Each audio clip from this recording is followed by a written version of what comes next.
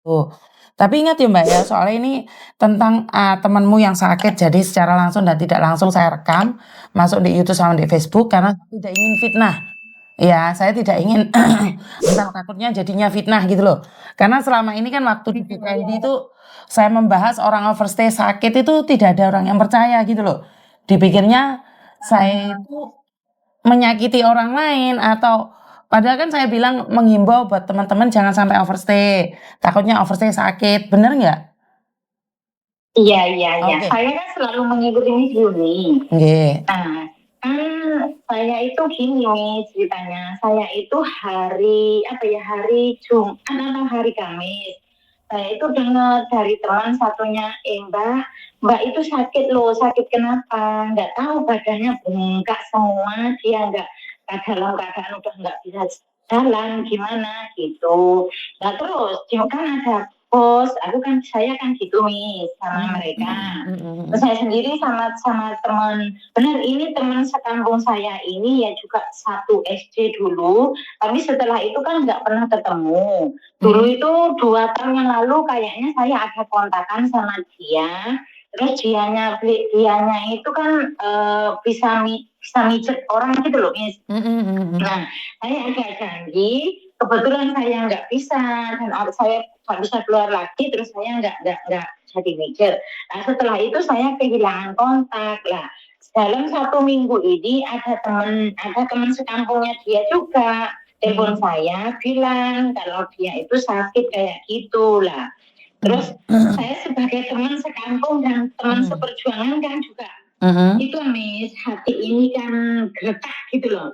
Nah, habis gitu tuh aku tanya-tanya yang biasanya yang telepon dia yang dekat dulu itu dia kan kerjanya di mana itu dekat airport. Jadi terus aku tanya yang sebenarnya itu kenapa. Nah, Mbak itu cerita sama saya gini loh Dek, gimana katanya sih hari Senin dia ke KJRI terus sama KJRI ditolak. Lah terus kenapa orang sakit bengkak kayak gitu kan harus ke KJRI? Saya tanya gitu, Miss. Kan bukan jalurnya kan. Nah, katanya sama KJRI ditolak terus karena di KJRI itu bukan nerima orang sakit, di KJRI itu nerima orang ngurusi surat-surat. Nah ternyata katanya sih memang katanya temennya yang dekat rumah, dekat tetangga bener dia di kampung gitu. Kalau saya kan beda RT gitu, Miss. Nah terus habis gitu katanya sama ibu kosnya yang bawa dia ke KJRI loh. Kok ada ibu kos, kan saya kaget Miss gitu loh. Nah setelah diteleponkan akan KJRI nggak nerima, diteleponkan ambulan sama ibu kos. Setelah diteleponkan ambulan, ibu kosnya bilang saya nggak bisa nemani kamu, kamu nanti kan diurus sama ambulan sama orang itu kan mesti dibantu sama orang-orang ambulan gitu. Nah kan aku kaget apakah dia OS gitu loh Miss. Kan teman-teman takut menyimpulkan gitu loh. Terus? Terus ini katanya sih uang sama sekali dia nggak pegang uang gitu Miss. Mau makan pingkan aja minta di sebelah ranjangnya gitu lah. Terus kan caranya gimana? Kan nanti aku kasih itu dengar caranya itu gimana kalau OS itu apalagi dalam keadaan sakit gitu ngurusnya gimana. Terus katanya teman-teman itu ya mungkin di rumah sakit udah ngurus Mbak, mungkin kepulangannya dia kan gitu. Saya kan agak ragu pengen ngabari dia gimana caranya gitu loh Miss. Oke. Dia di rumah sakit mana? Katanya sih di rumah sakit Wanca itu Miss. Itu kan aku nggak tahu rumah sakit apa, aku sendiri nggak pernah rumah sakit Miss. Oke, nih karena kan sampean bukan keluargane nih Mbak, karena sampean bukan keluargane, Miss Yuni gak wani, gak wani ngomong kok salah nah, jadi fitnah. Bener gak? Sampean kan cuma tetangga ya, jadi aku nggak berani ngomong apapun kecuali keluarganya yang telepon saya. Kayak kemarin kan keluarganya telepon saya, anaknya telepon saya langsung menghubungi orang-orang yang berkepentingan di sana. Nah, Karena sampean cuman tetemene dan tetangga Miss Yuni gak wani ngomong. Gak wani ngomong. Makanya aku juga nggak berani gitu loh, nggak berani apa itu kata orang sini kekian apa-apa gitu loh, nggak berani itu. Nah, Ya intinya kita cuman sama ngasih tahu saya, tapi saya tidak bisa berbuat apa-apa karena engko lek melok-melok iya lek keluargane gelem ditulung, Mbak. Kalau enggak salah wae engko.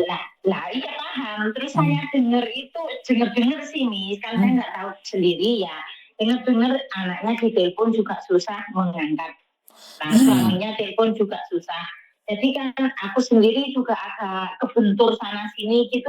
Ini benar, ini enggak. Tapi keadaannya dia itu memang nggak bisa jalan di rumah sakit katanya sekarang sih habis operasi jantungnya, terus dipelajari berjalan. Tapi kan solusinya kan juga saya sebagai teman dan kasihan nanti setelah dia bisa jalan terus mau kemana kayak gitu Ami. Makanya telepon Miss Yuni cuma kayak gitu maunya kemana gitu kan. Nah itu yang menentukan keluarganya maunya kemana sayang.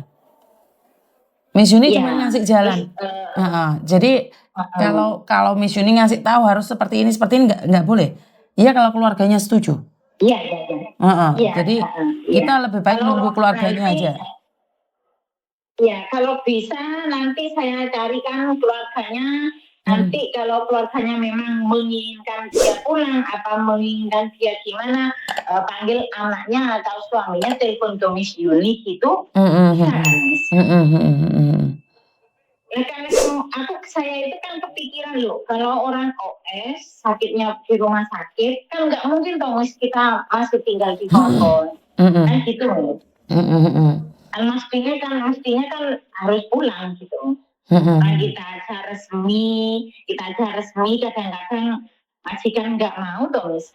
Kalau udah sakit. Betul. Sering mengikuti Miss Yuni, bukannya di Hong Kong, bukannya di Taiwan sama Miss. Kan majikan kalau kita sudah sakit, majikan memang kebanyakan sih mempertimbangkan lebih pakai gitu. Betul. Apalagi operasi. Betul. Oke. Jadi sama cari dulu keluarganya, apa yang dimau keluarganya, nanti saya semampu saya membantu. Karena saya posisi sekarang ada di Indonesia, jadi kalau kesulitan ngangkat telepon kalian saya minta maaf, sinyalnya kan belum tentu bisa full. Iya. Saya sebenarnya tanggal 10 saya sudah telepon Miss Yuni karena saya tahu tanggal 12 Miss Yuni udah di Jakarta. Telepon mungkin Miss Yuni sibuk. Jadi aku udahlah gitu. SMS juga nggak dibaca lah biarlah gitu kan Miss. Kan orang mau tanya, mau minta tolong kan harus sadar diri. Jadi nunggu. Ya ini sekarang langsung dibalas loh pagi-pagi loh. Miss Yuni baru bangun dari hotel. SMS Koko Thomas juga, terus sama Koko Thomas ya fotonya dikirim ke Koko Thomas, terus dikirimi WA-nya Miss Yuni, terus saya bilang maaf kok sama Miss Yuni juga belum dibaca, nggak apa-apa sibuk kali orang SMS-nya Miss Yuni tumpuk-tumpuk kok. Ribu SMS. Ya wes sampean cari keluargane nomornya jenengan wis tak catat, jadi suatu saat lek sampean SMS mungkin saya ada peluang untuk membukanya. Iya. Makasih Miss ya. Ya, makasih. Matur nuwun. Oke, assalamualaikum. Oke, jadi buat teman-teman inilah yang saya maksudkan. Beberapa hari ini saat saya ada di Hong Kong, saya dengar kabar banyak sekali yang sakit atau memang sebenarnya mereka sakit dan tidak diketahui. Dan kenapa saya selalu menghimbau yang resmi aja kesulitan untuk pulang, apalagi yang overstay. Inilah kemarin saya selalu singgung bahwa teman-teman hati-hati merantau di negara orang. Teman-teman waspadalah, di negeri orang itu tidak seindah yang kalian pikirkan. Waspada ini, waspada itu. Tentunya kalian jegek dan malas mendengarkan konten saya. Karena yang ada dalam konten saya cuma himbauan, ngamuk-ngamuk karo garangan tok.